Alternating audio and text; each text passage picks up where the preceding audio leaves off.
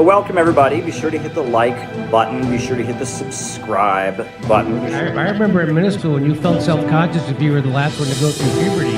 That really went topsy-turvy, didn't it? Sometimes the Hasbara, it's too much explaining yourself and it's too apologetic. Be sure to hit the notifications bell. I actually do believe Israel won't just bomb countless civilians. Be sure to tweet this out. Be sure to put this up on your Facebook. You have to be kind to people. Being kind is the guys in this mess in the first place. Put this up on your Reddit. Chile is a country. Be sure to cut and paste, a link to this to go into your favorite Facebook chat group. It's good to see so many normal people in here. Now, spanking isn't just my deep, dark personal secret. It's America's deep, dark secret. I've never seen it explained so simply anywhere.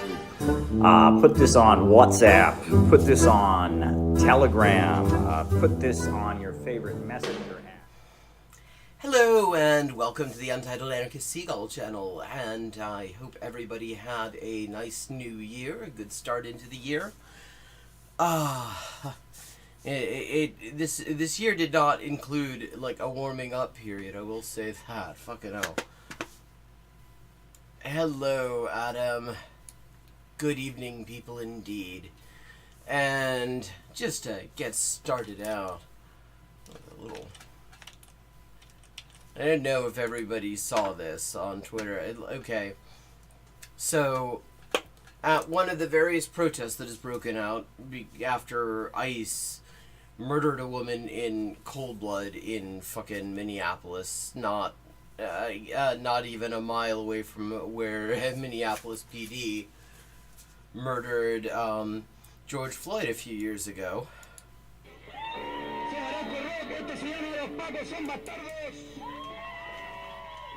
If you like this Chilean cover that I'm going to use for mood music, here's where you can find it. But, okay, so at one of these protests, I forget which one, some guy burned a flag.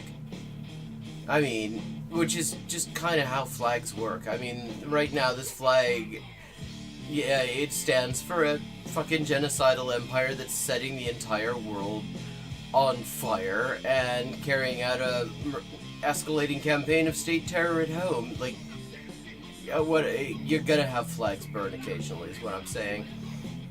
And so a couple of influencers, Brianna Joy Gay, who I'm not actually surprised that she did this, but I was a little bit more surprised because while I'm not I'm not like a diehard Hassan fan, I have a certain amount of respect for a lot of things he does, and I would have expected him to have a better take than this. Immediately started insinuating that a guy who's burning a flag has to be some sort of an undercover. And let me just say, don't fucking do that. Like, seriously, just don't. This is COINTELPRO shit. It is, at the very least, extremely irresponsible. There is this obsession that actually helped to really kill the 2020 uprising with, like, rooting out outside agitators in our midst. Rooting out, anyone who does anything that makes liberals uncomfortable, basically. And the result of it is you end up completely taming an uprising that is deeply necessary, and it ends up not happening.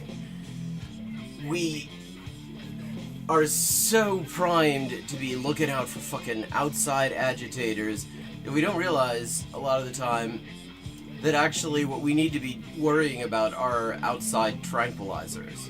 People who are encouraging this sort of thing.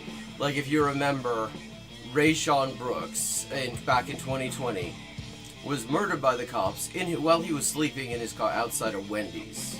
And that Wendy's got torched. And libs saw the footage and they said, oh my god, one of the people involved in torching the Wendy's is a white woman.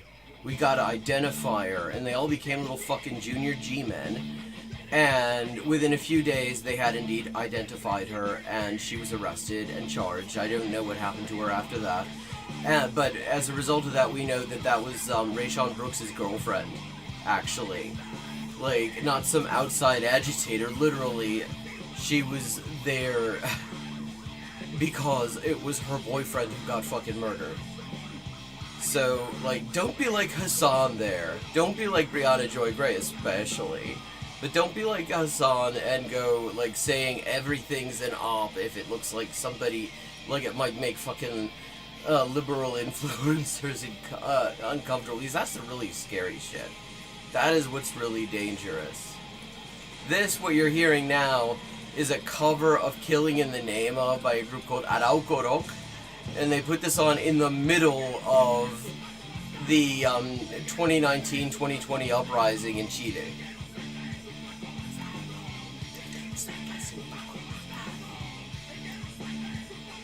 I mean, it is an absolute banger, and if you didn't see the link and you want it, I'm gonna just drop that there. Speaking on the subject of, like, banging content, like just absolute bangers, you know, like videos that are just such a banger you would expect them to be located in County Antrim and, like, full of well-to-do Protestants. I don't know if anyone in chat follows a channel called Rev and Rev, R-E-V ampersand R-E-V-E, like Rev, like dream in French. If you're not, you're missing out. Because he doesn't make a whole lot of videos, he has a pretty long period in between them, but when he does, they're fucking incredible. And I thought we might start out by just taking a look at this, because, or look at that, because it's just that good. Let's see. Get my chat widget where I can see it. And it is very opposite on the very topic I was just talking about.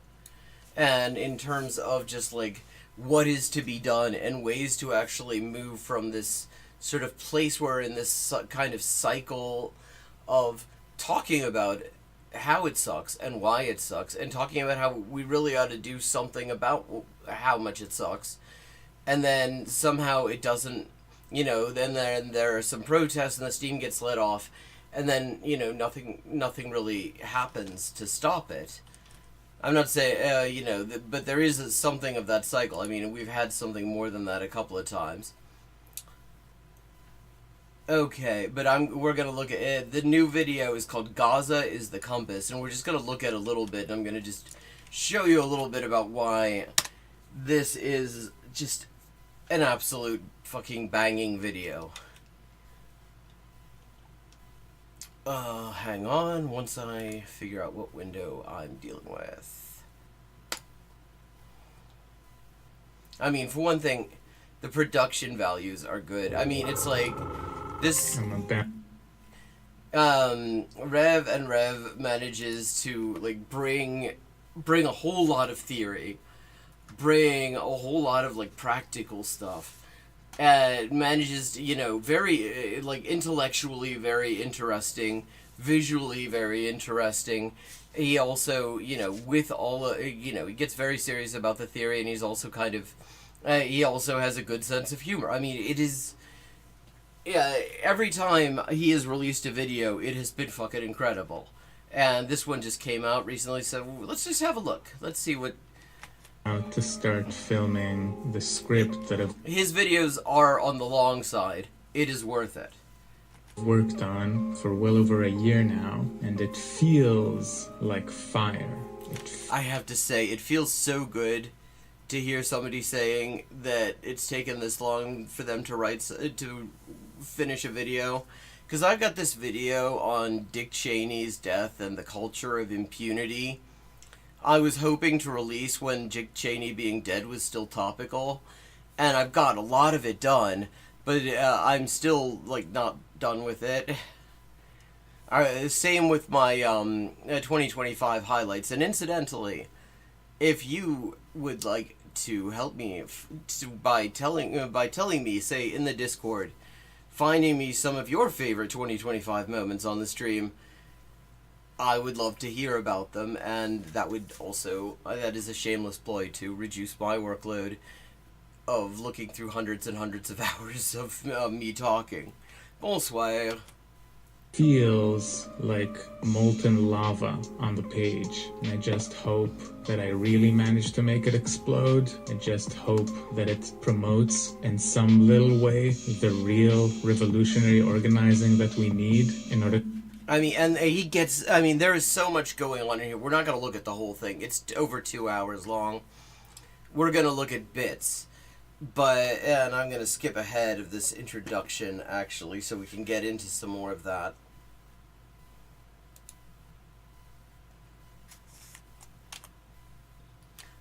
But, I mean, he gets into very detailed ideas about ways we could sort of improve on our organizing and stuff like that. He has this idea of study to action groups made up of, like, trusted comrades who know each other IRL and stuff like that, which sounds like an excellent idea. You know, essentially trying to beef up the theory on the one hand, and amongst the, you know, for the people who are sort of short on the theory, while at the same time beefing up the practical aspect of it. Wait, he released 4 books just this week? ChatGPT was busy. Surely be exiled from YouTube forever, but no. The video went viral. It was screened in grassroots settings, and I got... But this, he's talking about his previous video, the Gaza Ghetto Uprising, which is amazing as well. But let's see, A video essay about the present moment is a bit like crawling through a network of tunnels that keeps getting buried deeper and deeper as you go through it. This is very true. You try to write something topical, and unless you have a production staff or you just don't give a shit about how it looks and sounds, it's going to be, it ends up taking so long to actually release the thing. Every day you cover some distance, but the light at the end keeps a steady pace away from you. The terrain keeps changing, and different rock formations and unexpected barriers make you reconsider the footworks you've taken. Okay, I'm skipping ahead a little bit more. Because, I mean, he had a bit that was so... I mean, he wrote this a year ago, and you can tell from some of the stuff he talks about that is going on right now, according to when he wrote it. Would kill 17 to 18 Israeli soldiers per year in a war of attrition that ground factions would, during the 18-year Israeli occupation of South Lebanon, Hezbollah and other factions would kill 17 to 18 Israeli soldiers per year in a war of attrition that ground the Israeli rear until an eventual withdrawal and a tremendous victory for the Lebanese resistance in the year 2000. It is. A fucking Flight of the Conchord reference in the midst of this. See, this is, I mean, it's like, you have a level of theoretical depth that he brings to it, and good writing, and then, like, Flight of the Conchords. The distant future, the year 2000. During the entity's dead. Current war, the Palestinian resistance has been killing more than twice of that per month in what Zionist military analyst Amos Harel calls a blood harvest on a whole other scale. Ktsir damim, he says in Hebrew on the Haaretz podcast. With morale at an all-time low, Israeli reservists are otherwise unemployed men paid exorbitant salaries. And when he says exorbitant, in a lot of cases, you see the way it works in the reserves there is no matter what your role is in the reserves, you get paid whatever your most recent salary is. So if you're a fucking tech CEO, but your job in the reserves is like company clerk or something like that, then they'll pay you 6 figures. And somehow they make the math of that math. For Netanyahu's forever war, bankrolled by the US. Still, even with a veritable crisis of manpower, they are willing and able to continue enacting this Holocaust. Israeli strategy has all but solidified into what they called in GGU full-blown messianic genocide, and the counterinsurgents are contenting themselves by giving their version of constructive feedback from the sidelines. The European powers plus Canada are pushing for the Palestinian Authority to become a fully recognized state structure. A reference to the time Justin Trudeau, well, one of the times Justin Trudeau did blackface. Structure that would therefore be set to manage Palestinian population clusters in the neo-colonial tradition. While the US is fucking Mahmoud Abbas saying that security collaboration with the occupation is sacred.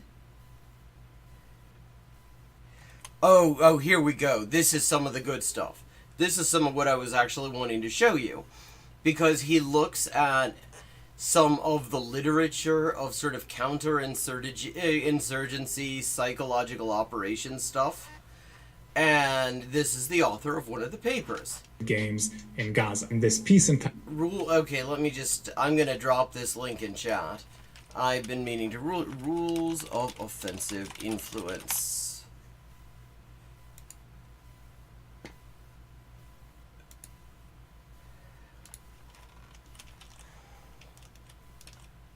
Because it's always important to be looking at what the other side is saying in terms of how they go about trying to keep us in line. Titled 16 Rules for Offensive Influence, she cites Gene Sharp, Saul Alinsky, and other supposedly activist figures to make arguments that are truly the bread and butter of counterinsurgency. Okay. Theory. She advises states to, quote, use divides in society to build support, see dis and misinformation to mislead and manipulate, and co-opt community groups to do what you want. Yes, and if you read Army counterinsurgency manuals, which you can because they're publicly available, they also talk about exactly this sort of thing. She also advises leaders to come up with 3 to 5 core concepts and messages to push for their legitimacy, while periodically rotating the concepts and messages in a media cycle designed to sow confusion and reactivity within the opposition. She writes, by rotating concepts and messages, the adversary is forced to keep up with your timeline, your message, your pace of operations, and not their own. By constantly responding to your messages, they are unable to project their own and hopefully use up their valuable resources trying to convince audiences your message is wrong. What? I mean, the whole article looks very well worth reading, but I mean, and let me say, the whole video is extremely worth watching because he goes into this kind of detail on everything, and he does a good job of keeping it interesting. And I think that whole, randomly rotate between 3 to 5 core concepts in order to sow confusion and have people, like, spinning their wheels, reacting to, like, ruling class bullshit rather than actually coming up with a coherent strategy of their own, I think is something that we are very much seeing. I think that is very much where we are in terms of the way the propaganda system is sort of managing things to the extent that it's managing to manage them. While this might seem like sinister stuff for a soccer mom, this is exactly what we've been seeing in the genocidal US-Israel PR strategy, periodically rotating positive ideas of Israel as a startup nation surrounded by enemies with negative ideas of Palestinian society as barbaric Islamists. An effective way to see the rotation of concepts is by noticing the coordinated periodic resurgence of the October 7 rape hoax with fraudulent New York Times articles regurgitating different packaging for the same false stories. Yeah, I mean, and you notice this when you actually, as I have done, try to build a timeline specifically on the related to, like, journalistic publications and especially investigations into the 7th of October, because it is really on a cycle. It'll just go away and then all of a sudden it's back in at some very crucially timed moment. Warfare operating on the level of discourse, cognition, cyberspace, and on the ground is coupled coupled with increased repression in the colonial core. At the same time, protests in the US took a militant turn, with the pro-Palestinian movement poised to join forces with the anti-ICE rebels of summer 2025, who, for their part, built on the legacy of the past 2 decades of rebellions in this country to engage in the most violent confrontation between the United States and its own populace since 2020 in Los Angeles in particular. Yeah. I mean, one of the things that is just really great in just this analysis, and why I can't recommend it enough, is the way he weaves these things together. Like, I mean, the perspective he's coming from is a perspective that I've also, I think, advanced here every once in a while. Namely, that all of these fucking struggles that we're dealing with, it's one struggle. They all fit together because it's the same assholes on the other side in all of them. Whether it's like the struggle against this, what is now being more and more like official groups are now saying actually what the US is doing to trans people is looking kind of genocidal. Or the fucking, ICE ethnic cleansing campaign, or the ongoing bipartisan genocide in Palestine. All of this shit comes together, and it is literally the same, like, class of, ruling class assholes behind all of it. If you defeat them once in one context, you've defeated them in all contexts. So weaving these things together and not even treating them as really fundamentally separate, I think, is strategically important. In particular, a spontaneous multi-ethnic formation organized to throw bricks, barricade areas, force ICE out of hotels, and generally prevent ICE from conducting... And we're still seeing some of these things, like the forcing ICE out of hotels. There have been reports of people using the same methods in Minneapolis. I've heard it here in Ohio. I believe they got into it in Chicago as well. With a clear influence of the young proletarian militants who, a year beforehand, had fought off Zionist bullies harassing pro-Palestinian students at the UCLA encampment. This budding collaboration between different repressed sectors has the potential to generate the kind of unrest that might make a dent in the genocide machine. Meanwhile, Solidarity flotillas get attacked by Israeli drones in international and Tunisian waters after a convoy had... And in Greek waters, I think, too, or Cypriot. ...slithered its way to Gaza throughout North Africa, only to be stifled by Egyptian and Libyan authorities, a reminder of the necessity of an uprising against the collaborationist governments of the Arab world. Okay, so I'm gonna skip more. Because again, this is a very long video and there's just so much good stuff in it. I just want to introduce some of it.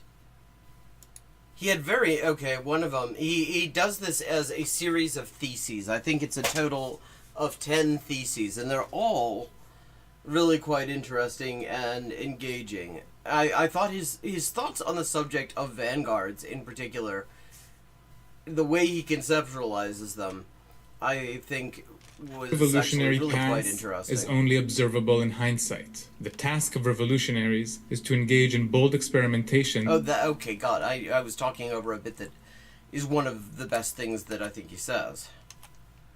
Here we go. The true revolutionary path is only observable in hindsight. I've been saying something similar myself for a while, that anyone who claims to know what is definitely going to make, the revolution happen is just wrong, because if it were that clear, it would already have happened. All we can really do is try things that look promising and hope that one of them will catch. And here, what he's saying is basically a very similar thing, that you only know what worked after it worked. The task of revolutionaries is to engage in bold experimentation so as to expand revolutionary capacity. By successfully charting new possibilities, revolutionaries can become an advanced detachment or an avant-garde in the original sense of the term. The task of revolutionary organizations is to close the gap between the advanced detachment and the rest of the revolutionary population. By launch... When he talks about the original sense of the term for avant-garde. He's getting away from the idea of like some sort of self-identified, institutionalized vanguard organization that says, you know, we're the vanguard of the working class or whatever, and more towards people from within the class, people from within the repressed and exploited populations who have ideas about how to fight back and put them into practice when others are not doing it, and with a hope, generally this is the hope, of encouraging others to join in the experimentation. On October 7, 2023, what may be seen as the beginning of a global revolution, the Palestinian resistance became this advanced detachment. So it sounds complicated now, but YouTube is apparently happy to give me hours and hours of screen time to explain. Yeah. So bear with me, because it's gonna be a banger. Yes, I got politic recommendations. Anybody have any politic recommendations? I got politic recommendations for you. Let's remember the I don't know what that's from. Context. Al-Aqsa flood. But I mean, this is the whole style of the thing. Because he has these jokes in there, he has these cultural references, and then he just gets really just hardcore into, like, just analyzing recent history and expounding theory and ideas about how to go forward, and it is powerful. I mean, I don't usually, when something is like, you know, a YouTube video, like not a film or something like that, if it's 2 hours, I usually break it up. But this one, I think I watched nearly the entire thing. I started too late to actually do it. I ended up having to go to sleep before I completely finished. But it is one that really does keep you going the whole time. A cross-factional, anti-colonial, and anti-imperialist uprising. A coalition of Palestinian armed factions participated in the initial assault.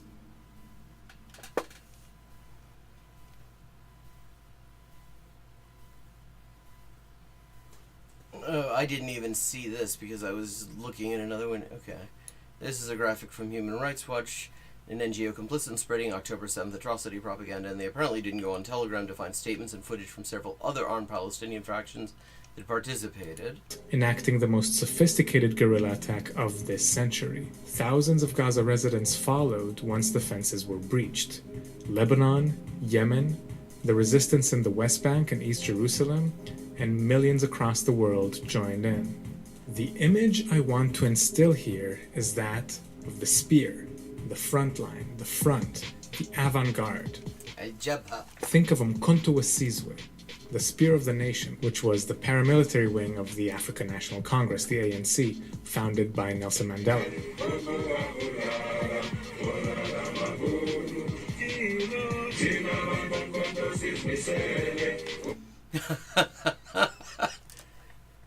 You peep the white guy singing along with him. He's actually singing while punk-ass Mandela's mouth isn't moving. Yeah, I mean, there were actually some white South African dudes who were involved in, I think, the intelligence way of Umkhonto weSizwe.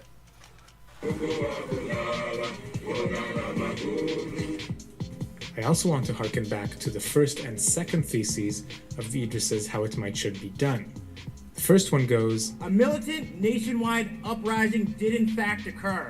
The progressive wing of the counterinsurgency seeks the so much of this is also, it's this weaving together as well. He's like this analytical digestion of the 2020 uprising here and the 2023 uprising in the Gaza ghetto. And he weaves these things together in such a fascinating way. And this article that he's quoting here, this author, I forget his name, but I'm going to link that in chat as well, because that's another one. I haven't read it yet, but it looks like it's absolutely a must-read sort of thing. Apply this very same conjecture in Palestine, and you get a global media apparatus lecturing us about Hamas-Israel war Never mind that Palestinian Islamic Jihad, PIJ, the PFLP, the Popular Front for the Liberation of Palestine, which is a Marxist-Leninist organization, the Al-Aqsa Martyrs Brigade, the AMB, and others have been sitting in the Joint Operations Room from the very first moment. Those who have watched the Gaza Ghetto Uprising will remember the video of Kataib Mujahideen fighters with white headbands storming Sderot on a pickup truck early in the morning, as well as communist PFLP fighters with red headbands fighting alongside Hamas. These different armed factions. And I mean, okay, I'm gonna skip ahead because I want to get into more of this. Okay, here we go. Should be done. Idris argues that the George Floyd uprising was, quote, spearheaded by a black avant-garde. He says, I use the term avant-garde for a very specific reason. We were not leaders of the revolt. We were the avant-garde who spearheaded it. We set it off. We initiated it. What we saw was a wildly multi-ethnic uprising. And the reformers will do everything in their power to make it so that this truth is erased. If anyone was out on the streets, and I assume many of you were, you know what you saw, and you saw people of all different kinds. Different bodies, different shapes, different genders, manifested themselves in the streets together. Okay, I want to drop the link to this article in chat as well. I'm not going to look at too much more of this, because there's just so much, and honestly, if I tried to, like, quote it, I would end up quoting, like, the entire fucking video. So, like, okay, I'm gonna skip ahead, okay.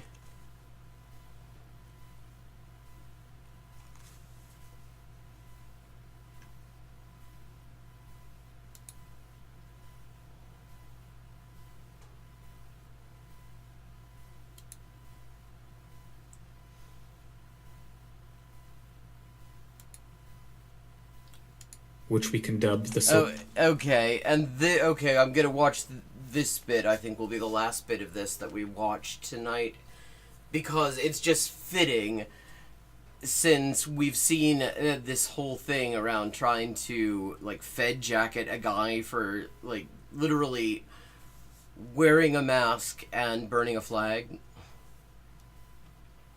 I mean, which is exactly the sort of thing he talks about in this section. Social movement apparatus, the more likely it is that the movement will be stultified and that dedicated anti-genocide forces will face more barriers. Let me back that up because... Okay, here we go. A condemnation of the movement as a whole. Thesis 4. The more well-organized the state-affiliated and identity political organizations, which we can dub the social movement apparatus, the more likely it is that the movement will be stultified and that dedicated anti-genocide forces will face more barriers. There is a cyclical tug... Yeah, and what he's talking about here, above all, is what is elsewhere sometimes called the non-profit industrial complex. Of war between autonomists and identitarian bureaucrats, between insurrectionaries and the social movement apparatus, between the resistance and the counterinsurgency. Understanding these mechanisms is key to preventing them from recurring in the next cycle. This thesis is an observation about the anti-genocide pro-Palestine student movement of spring 2024. Last year, I visited Cal Poly Humboldt in Northern California and gave a talk right outside of Siemens Hall. Okay, now I'm just realizing that these are clips of him. I thought that he had decided, just to create a parallel with Idris there, that he would film some of this video sitting outside and talking into a microphone. But I just realized, no, this is just a talk he gave. Outside, talking into a microphone, sitting at a table. It just happens to be stylistically parallel. AKA Intifada Hall, which was where the first university building occupation took place on April 22nd, an action that was echoed and replicated across the country and even the world. My impression from talking to the locals was that there was very little pro-Palestine organizing at Cal Poly prior to that action, and this left space for people who were ready to throw down for Gaza to do what needed to be done. Elsewhere, people felt like they needed to seek permission or join existing official movement organizations that, structurally, were more... 4 times the new Moppin, Slop Riveroon says. Yes, we could call him Caleb Sloppin.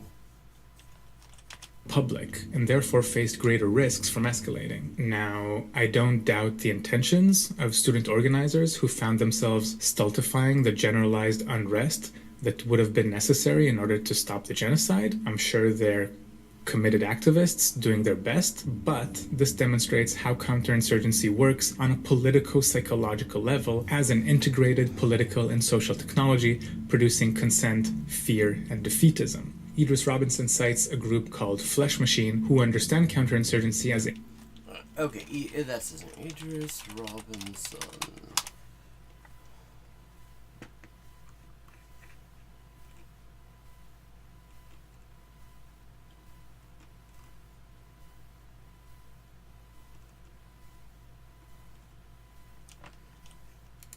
aiming for the corrosion of the political, social, and psychological consistency of the insurgency, not to take the fish out of the sea, but to dry the sea where the insurgents swim like fish. If repression would normally aim to target individuals for prosecution, counterinsurgency would aim for the consistency of the movement as a whole, making it rigid and inconducive to escalation. So, perhaps counterintuitively, effective counterinsurgency seeks to allow student organizing to operate within official channels. It's a lot like the way political debate works in the US, and not just in the US, where you have, like, there's a lot of debating, sometimes it'll be quite vitriolic, but it's always between certain very narrow parameters.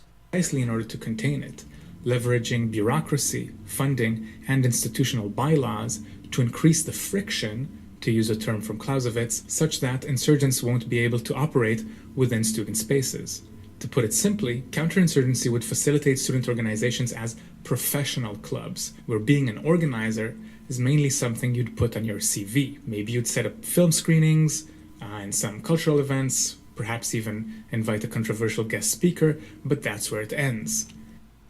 Any kind of organizing that actually challenges the status quo would risk revoking your club privileges, losing your Tuesday pizza funds, and so on. Paradoxically, by gutting DEI programs and criminalizing pro-Palestine speech, the state is currently making student bodies more conducive to insurgent organizing. This is such an important point as well, because the thing is, the more just normal shit that we're used to being able to do and nobody cares gets, like, criminalized or stigmatized or whatever, the less incentive there is to only do that stuff. The less incentive there is, because, like, if the stakes are this high already when we're just doing some normal, boring, like, A-B marches, or, you know, just having a little talk where we invite some speakers or something like that, then, I mean, if that, we're gonna get the same response as if we just, like, occupied the campus, for example, then why not just go all the way in the first place? This is why, in my opinion, Columbia University was an exceptional example of militancy during the student intifada. I'm saying exceptional in its literal sense, an exception, a rarity, because the local SJP and JVP were basically outlawed, as they had already lost their student club status months before the first encampment. So they were thus, like, already primed to take extraordinary action, such as the occupation of Hins Hall. But we'll get to that. Now, I really need a chair. I'm gonna try sitting down like an adult YouTuber.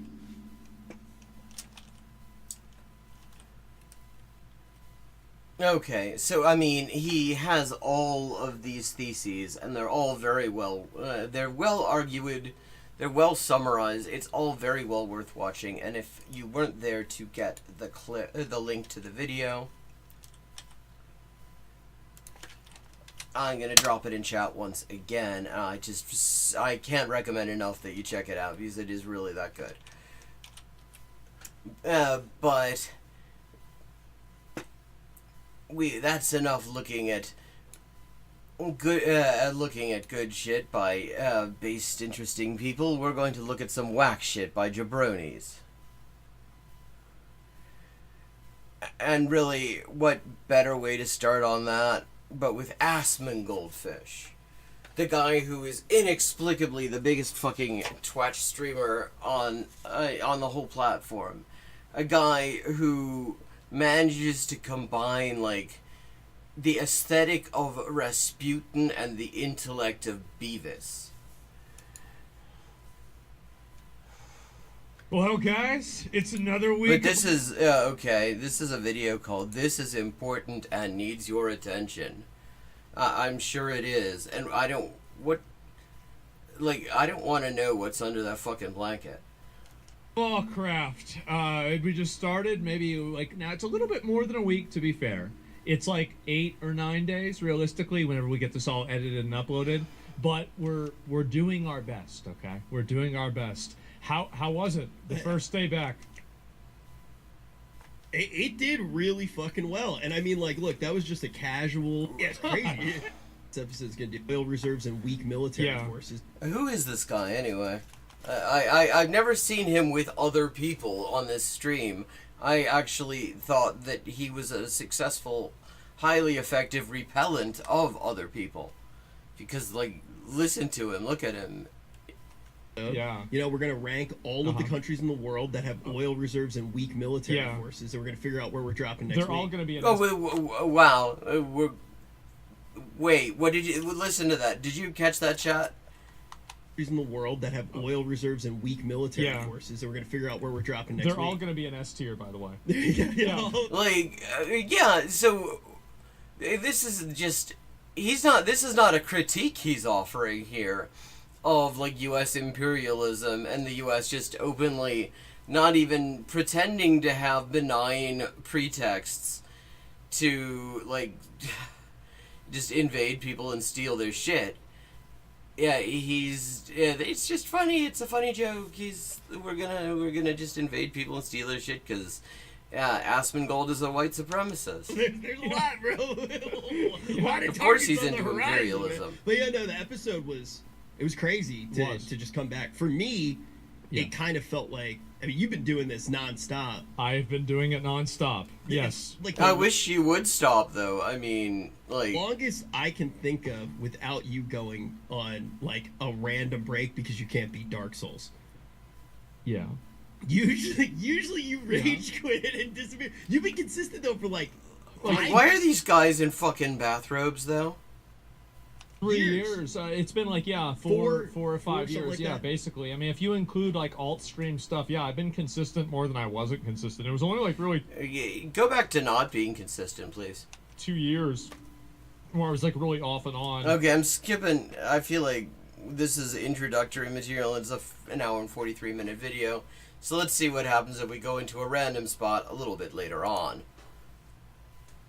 You legitimately can beat it. I'm not saying that, somebody who's starving can beat it.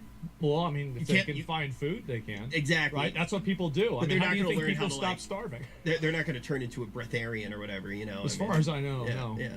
Nobody's actually cracked that yet, besides that one Ukrainian chick, right? One guy, yeah. There's an Indian dude or something who's living in Africa. Let's say they're living in Sudan or Somalia or one of these other PvP server countries. And it's all... PvP server countries. You hear that? Awful, right? It's awful. They're dealing with all kinds of corruption, violence, everything. Whose violence, actually? So it's your issue of maybe student loans for you is horrible, but for them maybe they got their leg cut off. Student loans? You mean Jewish daycare? Wait, what? I don't even... Okay, student loans, you mean Jewish daycare? I saw that on your subreddit. No, that's not Jewish daycare. Jewish daycare, it's Jewish adult daycare is HR. Okay. Wait, okay, let me just get this straight. Let me chat, just so we can be very clear on what we just saw. Remember how, for the past few years, the anti-Semitism sniffer dogs have been out in force, and they freak out. They see a Palestinian flag, they see my kufiya probably. They're like, oh, we found anti-Semitism and shit like that. This guy just called HR Jewish adult daycare. The guy talking to assumed that university, when he said university is Jewish daycare. The idea being that the fucking Jewish world conspiracy bullshit, and they can just say this on Twitch, just openly anti-Semitic shit.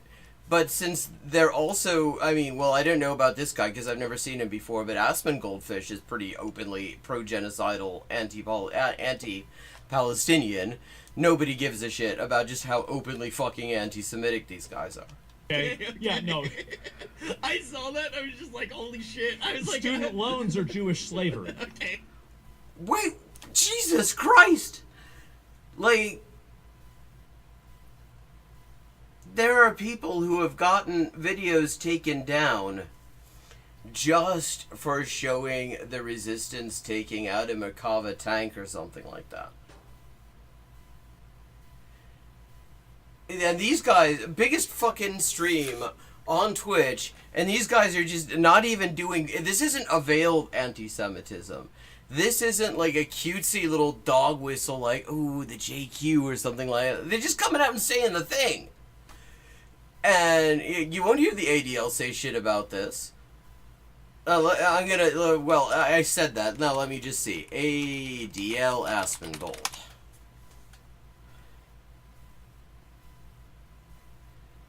Okay. The most recent thing from the ADL, those dedicated anti-Semitism sniffer dogs who say that, like, a Nazi salute is okay, but Free Palestine isn't. Okay, here we go. This is the last time that the ADL ever said anything about Aspen Gold, as far as I can tell. At least on their website. We're dropping this, I'm gonna just look here. Here we go. Aspen Gold. Player toxicity is not the only problem trusted safety teams face. If games are not moderated well or mistakes are made, users revolt. When World of Warcraft's WoW moderation system mistakenly banned Aspen Gold, a popular WoW streamer with millions of followers, from the game from a policy violation, he was so incensed, he stopped playing. Like, the one time that they say anything about Aspen Gold, apparently, is he's the victim of what we're supposed to just assume. They don't say what the policy violation is. They don't say what the action was that led to the, you know, supposedly mistaken policy violation. And knowing anything about Aspen Gold, I'm going to say it probably was a policy violation. I mean, just like, look at this guy.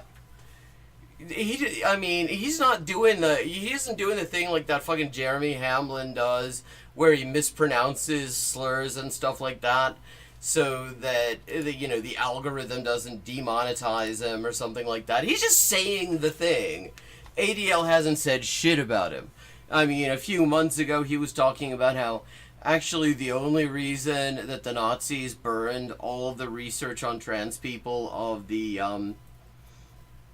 Hirschfeld Institute was that they were written in Jewish, which doesn't even fucking mean anything. And also wasn't true, because there's no way to write something in Jewish that isn't a fucking language. But, like, the anti-Semitism sniffer dogs are immune to this guy. Yeah, it's a little bit different, okay, guys? Yeah. I saw that shit. I texted every single person I knew. Like, I could send it to that shit. Oh, God. Wow. I mean, so the joke is just that they're being openly anti-Semitic. And they're giggling so much. They're so proud of being openly anti-Semitic. But, like, fortunately, the cops will beat the shit out of you for holding a Palestinian flag in Germany. So like, the Jews of the world don't have to worry. But yes. Yeah, no. But the funny thing is I don't perspective. Yeah, tell us what the funny thing is. Fucking, like, bathrobe slob fuck. Not something like, there is never a single moment where somebody's dealing with a problem and they go, oh, somebody's starving somewhere else in the world. When they're dealing with the problem, I mean, this tells you a lot about these guys, because lots of people do that. Lots of people are like, I mean, like, I will say, like, just in the past couple of years, I have actually kind of stopped myself. I'll be really, really hungry. I haven't eaten all day, and I didn't really eat that much the night before. It was just a small dinner or something like that, and I'm really fucking hungry, and I start to say, I'm starving, and it's like, yeah, I feel kind of wrong saying that, because I'm looking and hearing from people in Gaza who literally are, and I'm like, yeah, should I, I feel just a bit weird. And now, Like, nobody, just to be very, very clear, since sometimes that is necessary to anyone watching this at some point, I'm not saying this is, like, I could see somebody, like, taking this and saying, you know, at least the anarchist Seagull says you can't say you're starving if you're really hungry. And it's like, no, I'm saying my personal feeling was that I felt that was a little bit fucked up because I was looking at people starving. And people are doing that all the time, like, in terms of saying, you know, they'll talk about, like, some horrible traumatic shit in their life. And then they'll immediately go, oh, I know people have it worse. That in the scheme of things, what I went through wasn't so bad. And you just got done hearing what the thing that they went through was. And in the scheme of things, what they went through was actually fucked up. People do this all the time. But these two, these two jabronis are like, nah, you'd never do that, would you? But the good side about being, like the positive side of that, is I think that if you sit with a problem long enough, humans kind of adapt, and you beat it. You can beat it. Like, you legitimately can beat it. I'm not saying that, you know, starving can beat it. Like, I mean, if you starve for a certain amount of time, you just fucking die. Like the hunger strikers in Britain. Yet another British government is about to murder some hunger strikers, rather than just do the right thing and fucking release them. Yeah, but these guys wouldn't think about that either. Because they're busy talking about how fucking student loans are Jewish slavery, apparently. Jesus. I love how they managed to make that fucked up on more than one way at the same time. Because they're trivializing slavery and they're being anti-Semitic. Well, I mean, if they can find food, they can. Exactly. Right? That's what people do. But I mean, how do you gonna think learn people how to, stop starving? They're not going to turn into a breatharian or whatever, you know. As far as I know, no. Yeah. I mean, yeah, because this is just a totally abstract topic. It's not happening to anyone right now. There's nobody who is being, say, starved deliberately and systematically by the U.S. government right now. That this is just a purely theoretical thing. I mean, nobody's actually cracked that yet, besides that one Ukrainian chick, right? One guy. He's an Indian dude or something like that. Yeah, he's like. Well, you know, Ukrainian chick, Indian dude. I mean, it's one of them, like, people. 90 years old, say he didn't eat food for like 60 years. Yeah, like, what the fuck are you talking about? You could do that. Yeah, I don't know. I don't know if I believe that guy. Yeah. Jeez, okay, skipping ahead. Wow, I mean, this is like, you know, the hydrator drawer in your fridge. Ever been away for a few months and forget to clear that out? And maybe a circuit shorted out while you were gone. And you get back and you open your fridge and you look in that fucking drawer and then you wish you never did and you have to actually, like, put on a fucking gas mask to look in the drawer at that point. That's I didn't aspen believe that either. I thought it was cool. I thought it was really cool. There was the one chick who said that she had trained her body to... Like, I remember in 2008, that was a very big topic, like Federal Reserve, and this was like how this is going to work. And wow, Federal Reserve. He's not going to find any way to talk about Nazi shit when he's talking about banking, I'm sure. Well, in the Nixon debate with JFK, it was on television and the radio. Get better as a society. I think that's the problem. It's crazy because I haven't seen it yet. I haven't seen anybody actually just like sit down with people like Nick, or even with somebody like Zoran, and when they don't like him, just actually have an honest conversation. Yeah, exactly. And just be like, okay, like, why did you come to this conclusion? Why do you think that buses should be free? Like, okay. I mean, why do you not think that people should just be able to travel around where they need to? What's that called? Like, if you don't attack the person, that's when you actually have a discourse, and that's when people get better as a society. I don't really want the society to change in a way that these guys would think it was getting better. I feel like that would be a bad thing. I mean, and of course they are just like the weaponized right-wing nostalgia thing is in full effect here. I mean, look, you got a fucking 1980s. I think that's a Commodore 64 off in the back in the left. 80s fucking tape tech. The TV, there's a fucking original NES of VCR with a whole bunch of fucking tapes. And it's like, I mean, and this is a whole fucking thing. Like, most of the people, I mean, the wild thing is most of the people who are watching this shit probably aren't old enough to remember that shit. I mean, one of the things that is just wild for me to think about is how the 80s now, like, I mean, the 80s for somebody, like, coming up now is like the 50s for me when I was in my teens or whatever. Yeah, I mean, just a completely different fucking, just totally different frame of reference, miles away. And that is the fucking aesthetic that they are trying to make up their own fake ass right wing 80s. I think that's the problem, though, is that basically, and I think it started really, I mean, like, you could say, I think that, like, whenever we talk about when it started, I bet there's people that are like our parents' age that were like, no, actually it started at this point. And like, or just people who know stuff about things, which is not Aspen Goldfish's strong point. Their parents probably like, no, it actually started at this point. Yeah, like, well, you know, in the Nixon debate with JFK, it was on television and the radio, and, you know, that's a big point that a lot of, you know, boomers bring up, right? Yeah. Really? I've been around a fair number of boomers. I don't think anyone... The last time I remember the Nixon debate with JFK being brought up was, like, in history class when I was 15. So, no, I don't think that's a point a lot of people bring up. But I think that it's just the numbers are going up. And I think that one of the reasons why voter numbers are going up, very obviously, of course, it's the population. But beyond that, you also have politics becoming more accessible. Like... What does he mean by voter numbers going up? Is he talking about the number of eligible voters? Because that has nothing to do with politics becoming more accessible, which it's not, first of all. That's just the number of people who are 18 years old and are not under some legal disability that prevents them from voting.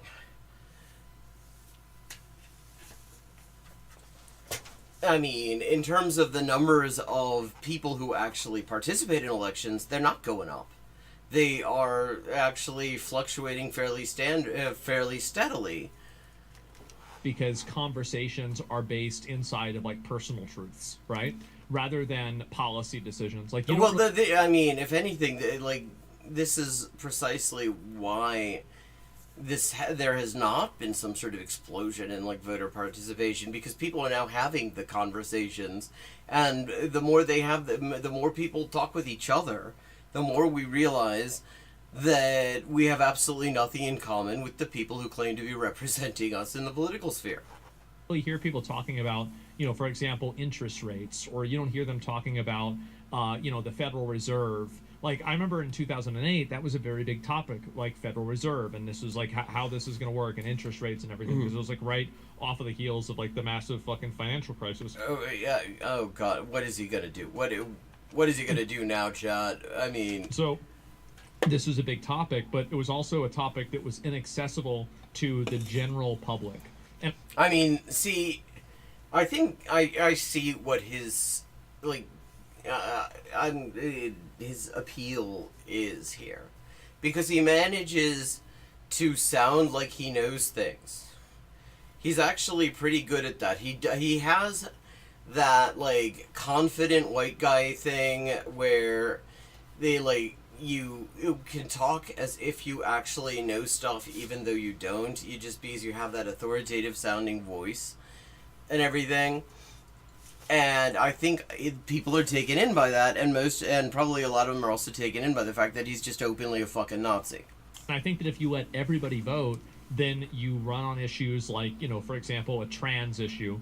Everybody knows what a man and a woman is, and everybody has an opinion on what a man and a woman is. Like, that opinion and that topic is accessible to everybody. According to my... I mean, you have not really shown it to be so, Aspen Goldfish. Like, regularly, everything he says on the subject is like at the absolute best just proof of complete ignorance. Girlfriend, I don't know what a man is. Well, but... right, of course. Well, I mean, shit. The thing is, the difference though is that like you have like everybody can have an opinion though. Yeah, everybody can have. Everybody... Yeah, I know. We know. We've seen your show. You are proof that anybody can have a fucking opinion. I mean, and that opinions are like assholes. Everybody has one, and they inexplicably do extremely well on Twitch. He thinks like, okay, this is the right way, that's the wrong way, and I'm not like advocating for anything. I'm just saying that, you know, it's something that is, you know, it is a personal human truth that everybody can have an opinion on. Look, yeah, so what? And it's the same as like there's like a bunch of other issues, like for example, immigration is a personal truth. And how is that a personal truth? Like whose personal truth? Like what, everybody's? So like you have. Well, like what the fuck does he mean by? Does he just mean that somebody can, regardless of whether they know anything on the subject, have a strong opinion on it? Is that what he means by a personal? I feel like that's what he means by a personal truth here, which is wild. Yeah, we've learned a lot about his vocabulary there, I think, if that's indeed what he's saying. But Jesus. Of these different issues, and there's basically identity politics. Identity politics makes politics way more accessible for an average person. Okay, I will say that is totally not where I thought he was about to go. And I think that tapping into that is like a huge reason why you have a lot of the candidates that you have now. I think there's another side to the accessibility. I mean, first of all, our experiences have changed, right? Like, yeah. Even personally, like you can't see this guy's other hand, and he's sitting in a fucking bathrobe. Like, yuck. The second that I played Final Fantasy XIV, I knew that there were infinite genders, right? Like that just happens, yeah. Right? Like, oh, bunny girls exist. Everybody right? knows. That. Everybody knows. Dude, it's actually crazy. I looked at my Twitch stats the other day. Like, see, not knowing who this is, not having any familiarity with him at all, I am not sure whether he is actually being deadly serious or whether he's doing a bit, but I have a feeling he's doing a bit. 47% male, 3% female, 50% other. 47% male? That's that low? Yeah, 50% other. Other? What the fuck? I Final Fantasy 14, baby. You should. I mean, other is non-binary, and what are you, a cop? Everybody knows that. I kept streaming it. Yeah. But the thing is accessibility is part of it. But I also think it's that search for purpose. We talked about this a little bit last week too. Yeah. I think that the younger people. Okay, skipping a little bit. Shit's dumb as fuck. Yeah. And everybody's just like, me and Malkova's based as fuck. It was just me the whole time. Yeah. Like fucking, and all the fucking Star Wars people were hitting her up like, yo, you trying to do a collab? And I was like, hell yeah, brother. For sure, definitely. 100%. Yeah, I don't even know. I might have said that. Okay, what are they on about now? Last week, I was so fucking mad. Is it that bad? Like, I watched only a little bit of it. So, like, I saw enough of it. And, like, it's sad because, like, in a lot of the Star Wars stuff. Okay, I'm gonna skip over again. Let me see.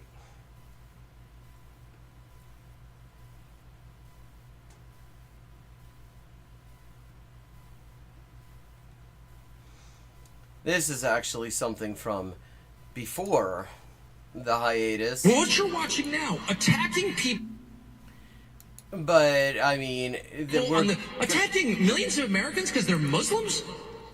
We're going to check out the Young Turfs. Okay, first of all, this is wild already because attacking millions of people in this country because they're Muslims is something Tucker Carlson has spent much of his career doing. So it's a little bit late for him to suddenly be calling this shit out. But also, if I remember correctly, this is when Cenk is going to defend Tucker sharing a platform with a literal Holocaust denier.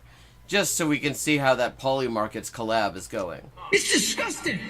And I'm a Christian! I'm not a Muslim! I'm never gonna... I know there's a lot of effort to claim I'm a secret jihadi. I'm not! You should not... Jesus Christ, like, what's his voice? He's managing to make Ben Shapiro sound like a bass. Attack people on those grounds, and you're seeing it from Republicans. What the hell are you doing? What you're doing is trying to divide the country, and I've lived through 50 years of this crap. Yeah, and you've been doing it the whole fucking time, Tucker. All these fake race wars that they're always promoting? They're always promoting. Who's they? Like, because I've watched enough of fucking Tucker Carlson's bullshit to know he's been promoting that shit. Oh, go hate each other while we loot the treasury. That's exactly what's going on, and most people are totally sick of that. During his appearance at Turning Point's America Fest, Tucker Carlson slammed his fellow Republicans for their attacks on Muslim Americans. But is his outrage genuine? No, it absolutely isn't. Nothing about the man is genuine. May disagree on this one as well, Jank, but before I give folks more, what's your initial take here? Yeah, I love that clip. Better than anyone in mainstream media ever. Really, ever? I mean, even it being mainstream media, even if we constrain it to that, I feel like there would probably have been something better than that. Issue ever. I've never seen a cable news host. I've never seen a New York Times reporter, Washington Post reporter, or anyone from those traditional media outlets that give that strong a defense of... Man, he's glazing this motherfucker like a donut. Muslims in America. And, of course, the pro-Israel crowd is going to say, no, you have to denounce them. No, I don't denounce them. Well, no, I mean, it's not just the pro-Israel crowd. It's just the, people who don't like Nazi grifters crowd. I mean, yeah, the pro-Israel crowd isn't happy with him at this point. But, in this particular case, he actually is an example of somebody who is anti-Semitic and is being called out as anti-Semitic. Because the kind of anti-Semitism that you're not allowed to talk about is pro-Israel anti-Semitism. If somebody is anti-Semitic and they also say, something unflattering about Israel, then you can have a go with them. But if they say something anti-Semitic as fuck and they're also staunchly pro-Israel, nobody will say shit about it. They can literally do a Nazi salute, as we've seen, and nobody will say shit about it. I celebrate what he just said there. And guys, if you haven't noticed, Tucker Carlson has changed on some things.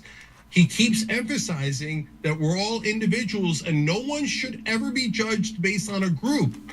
Really, the thing is that right-wing libertarians have always been doing this, and it has never actually been sincere. It has never been sincere. They always say this, oh, I believe in judging individuals. Next he's going to be like, holy shit, he said he's colorblind. He said he likes to think of himself as colorblind. Tucker Carlson is against racism.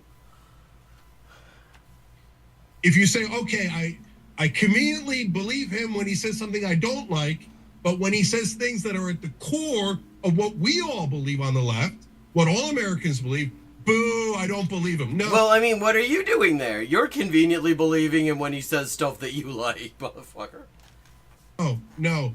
It's very convenient. The Israelis want to destroy Tucker Carlson. I'm 100% against them. And on this, thank God Tucker Carlson is talking about Muslims as if they're human beings. And I'll listen to other people. Lots of people do that. It's just that most, the only people that Jen gets impressed with when they do, a basic decency is Nazis. It's like, wow, Tucker did the fucking bare minimum of humanity in one case. They start doing likewise. Well, defense of Muslims is something Tucker has done before, including in his recent interview with Piers Morgan. I do think, again, that the over-amplification of the Islam problem, as people put it, or the Muslim problem. God, speaking of people who are talking about shit that they themselves have done, Piers Morgan has been at the center of the over-amplification of the Muslim problem. Massively overstated. Well, that's an op, obviously. Yeah. Hate the Muslims. No, we know where that's coming from. I don't like it. I mean, it's interesting. Well, I mean, the thing is, we do in terms of where the money is coming from, and it's coming overwhelmingly from the United States. But that's not what he's gonna say. I hate it. In my high street alone, in West London, most of the businesses would have Muslim employees there. Or But also, how is hate the Muslims better than hate the Christians or hate the Jews? I mean, it's not. It's the same. And bringing it back to the Turning Point Conference, Tucker didn't just call out Islamophobia. He also condemned Christians for using their religion to defend the killing of innocent people. Yeah, and again, this is an example of where we could look at how consistent he is if we were, like, I mean, a journalistic outlet like TYT claims to be. Including Palestinians in Gaza. You'd also be very on guard against people who try to leverage the word of God, the words of Jesus, for political ends. God. I mean, I will say one thing. I will say absolutely one thing. Given the sort of people who are associated with Turning Points USA, and given the ideology that it espouses, I will say that it does kind of take guts to stand up in front of them and say this. Because there is a non-zero chance of getting your ass kicked afterwards. So there is that, and apparently he was not well received, which is not surprising, but at the same time still fuck him because he's still a Nazi fuck.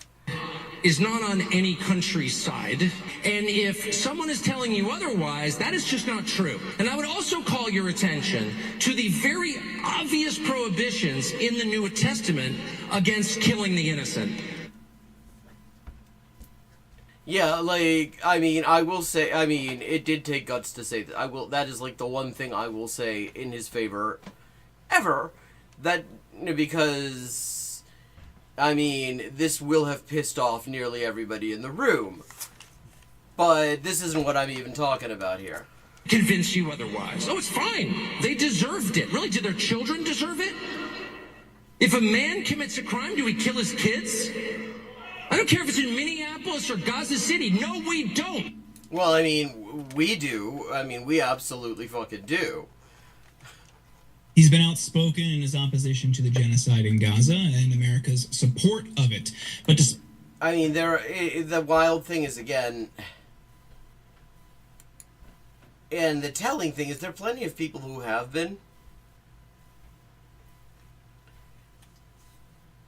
doing exactly that, but they don't get raided by fucking Jen Uyghur because he's trying to cozy up to the far right. No matter how completely he gets humiliated by them. Asian and a self-loathing ideology destroying America. The description of that video reads, "Why would you decide to import primitive Somali tribes and encourage them not to assimilate?" Yeah, I mean, again, the only possible explanation is that you're trying to destroy this is better than the country. Yeah, I mean, okay, they're actually doing the thing that's more than expected at this point. Yeah, of course, he also said extremely racist, Islamophobic shit. This baseless right-wing conspiracy theory about Ilhan Omar that no one has ever... Oh, link spam, how I missed you. Link spam, how I'm going to block your ass. ...been able to provide any evidence justifying.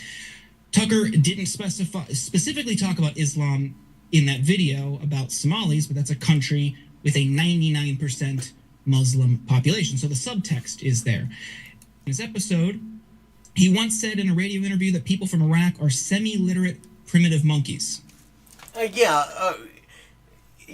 So, I mean, clearly this guy is exactly the sort of person to listen to when it comes to just, Druzhba Narodov, brotherhood among nations. Iraq is a crappy place filled with a bunch of, semi-literate primitive monkeys. But I just have zero sympathy for them or their culture. A culture where people just don't use... Jesus Christ! This is worse than I remember. Okay, we're skipping a little bit. So, I mean... Yeah. This is a very sudden change in outlook for him. And on an episode of a show from August 18th, he claimed that there is a movement around the world to kill whites through mass migration. Cenk. Yeah. Okay. Okay, let's see how Jenk deals with this, because let's see if any layers of glaze come off. So, breaks down in a couple of different categories. So, first of all, I don't agree with him on that Somali talk.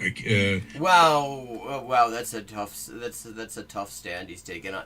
You know, when he dehumanizes an entire nationality, I don't agree with him on that, obviously. So very much against it. To talk against immigrants, very much against it. It doesn't mean I have to cancel him. Well, I mean, it doesn't mean you have to fucking suck up to him either. Just against it. There, I solved it. Number two, don't tell me about, look, I get it. You're pointing out your point of view that you think... No, not his point of view. He's pointing out fucking Tucker's point of view. There's subtext against Muslims there. Maybe... On the other hand, there is subtext, overtext, clear text of him saying, "Don't hate Muslims." Wow. So what you're saying is that he's saying one thing explicitly right now but he also follows that up by saying all sorts of other things that contradict it. To his millions of followers, repeatedly. So, repeatedly as in twice, apparently. I'm not as worried about the subtext as the brother who's telling people in America for the first time, especially from the right, don't hate Muslims. The first time, George W. Bush also, you could praise George W. Bush for this too, because he also took a moment in the midst of scapegoating Muslims and rounding up Muslims and just terrorizing Muslims and murdering large numbers of Muslims to say, yeah, you shouldn't go after people because of their religion. Muslims are almost, he said some, fucking platitudes. I will say there was, somewhat more conviction in what fucking Carlson said, but that doesn't make him suddenly a good person.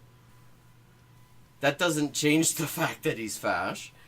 That doesn't change all of this fucked up shit that he's, pretending that he didn't say anymore. They're individuals. So, okay, so we go, then there's another category is older clips. So the calling the Iraqis monkeys, etc. We've covered that on the show before. Terrible. Well, maybe you should bring that up. That's kind of context for the things he's saying now, don't you think? Because the guy has had a very long career. And so when he goes out and tries to rebrand himself like this, then maybe you say, well, hey, what about the time that you said a bunch of Nazi shit about Iraqis and Somalis? And so I'm against it. But it appears that he has changed on that. You could say, okay, I hate him, so I don't believe him. Maybe you don't believe him, and so you hate him, though. And I'll never believe him, and I'll always hold him accountable for just his comments in 2008, but I will not give him credit. Well, yeah, because that 2008 was the only time that Tucker Carlson has ever said anything problematic. For the excellent comments he's making today. Well, that doesn't make any sense, to me at least. So, if someone... Well, fortunately, that's not what people are doing. The thing that you said that doesn't make any sense is just something you made up. I said before, I hate Muslims. And remember, I'm atheist, but I grew up Muslim. My family's Muslim. So if somebody said before, I don't like Muslims, well, okay, that's bad. And then they say, oh, but now I get that I was wrong. Well, yeah, but there's a difference between some random person saying that shit and somebody with a platform of millions going on television repeatedly over a period of years to an audience of receptive assholes and talking a bunch of racist incitement against entire populations of Muslims and other populations as well. There's a different thing. If somebody says, if some individual who I don't think is actually a physical threat says some anti-Semitic shit to me in a context where I feel like maybe I might be able to reach them and make them reconsider, then I will sometimes do that. just at the very least to satisfy my own curiosity whether this is a person who can be reached. Because, you say you don't like Jews. Well, here I am one, and we seem to be getting on fine. What does, does this make you reconsider, sort of thing? But we're not talking about a guy who's just talking in the fucking pub. We're talking about a guy who talks to millions of people, and millions of people who believe what he says. We should treat Muslims as... Yeah, I hate Cenk, and sometimes you actually don't like somebody because you don't believe them. Sometimes the reason you think it isn't that you think somebody's full of shit because you don't like them. You don't like them because you think they're full of shit. As equals? Well, great! Isn't that great? Well, yeah, but it's easy to fucking say that. Am I still supposed to yell at him? Like, is that how this works? Somebody has to tell him who to yell at? Well, yeah, yell at him. It would be better than you, yelling at trans people. Oh, yeah, but you once didn't think that, so... Well, no. See, okay, since Cenk's only been in the supposed journalism business for 20-odd years, maybe he doesn't understand this, but what you do with a media personality who evolves on an issue, what you do, if you want to see how legit that is, one thing you do here is you go, okay, so Tucker, I heard you make those stirring remarks at TPUSA's Bunghole USA conference, or whatever the hell it's called, about Muslims, and I couldn't help remembering that you've said some rather different things about Muslims in general and different Muslim populations over the years, and I'm wondering what you have to say about those things now. And because the real test of somebody really changing on something like that, I mean, I say the real test, but what I mean is the bare minimum, is that they will acknowledge how fucked up the things they said in the past were, and acknowledge that they were fucked up. As opposed to people who suddenly claim that they're better, that they have they have a decent position even though they previously didn't, and will pretend that they never believed any different. I hate you forever, even though you've come to my side on this particular issue. No. Well, I mean, on this, he has to qualify that because there's lots of other things. I'm not going to do that. Jordan, those set of clips that you played in the beginning. I mean, this is just posturing. This is there's no analysis in this. This is just Cenk blustering around. I mean, and I do have to say, I like to sort of, let's see if Mikey will eat it kind of approach to, pointing out facts to see which one makes Cenk completely lose his shit. Because it completely conflicts with the narrative he's creating. From today, and not from decades ago, are some of the best defense of Muslims and Palestinians. Really? The best? Could we compare first before we say that? Because he did speak, superficially in defense of Muslims and Palestinians. And, it was a very clear statement, I will say that. But is it a sincere statement? And are there not, is that the best fucking statement? I don't know. I think probably there are better ones. Because there are ones that are not coming from a Nazi fuck like Tucker, who is actually full of shit on all sorts of other things at the same time. There are some people who don't believe in fucking genocidal incitement against anybody I've ever seen from a national media figure. And so it's easy for us to do it on the left, but it almost never comes from the right. And because they're fucking fash. Because, wow, isn't that neat? You almost never hear of opposition to bigotry on the right. I wonder why that is, Tucker. I wonder if that might be something about the right. Maybe this is something that people were trying to explain to you a few months ago when you decided to, suck up to far-right figures. And you were like, no, they're not all Nazis. They're not all racist. And got all fucking, got very animated about it. And now he's saying, well, it's just hard for people on the right to have just elementary human decency and not call for, genocide. It's just hard for them. It's just they're special people.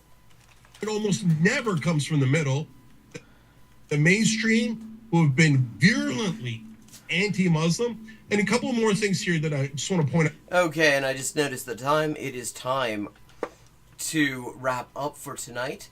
Thank you to everyone who joined in. I hope once again that you all had a great new year. And if you're looking for something to watch, please do absolutely check out the video I was talking about earlier from Reverend Rev. The compass is Gaza. Or Gaza is the compass, rather. Gaza is the compass. I'm going to drop that link in chat again. And I will be back tomorrow night at